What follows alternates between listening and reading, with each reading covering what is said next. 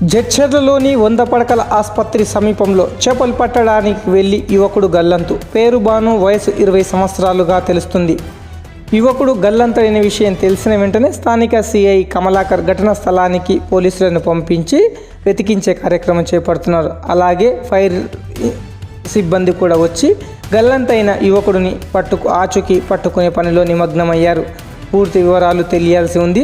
జడ్చర్లలో ఏ ప్రాంతానికి చెందినవాడు, ఏం చేస్తాడనే విషయాలు తెలియాల్సి ఉంది. ఈ సందర్భంగా ప్రజలకు స్థానిక సిఐ కమలాకర్ విజ్ఞప్తి చేశారు. వర్షాకాలం సందర్భంగా మీ పిల్లల్ని నీటి ప్రవాహాల ప్రాంతాలకు వెళ్లకుండా చూసుకోవాల్సిన బాధ్యత తల్లిదండ్రుల మీద ఉంటుందని అన్నారు.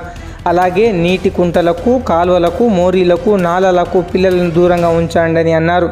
వచ్చే 3-4 రోజులు వరుసగా సెలవు దినాలు ఉండడంతో ఎలాంటి ప్రమాదాలైనా ఎదుర్కోవడానికి సిద్ధంగా ఉండాలని, అలాగే వర్షాలు బాగా వస్తాయని వాతావరణ శాఖ సూచనల మేరకు మీ పిల్లలను వీలైనంత వరకు మీ జాగ్రత్తలో కనుచూపు మేరలో ఉంచుకోవాలని విజ్ఞప్తి చేశారు.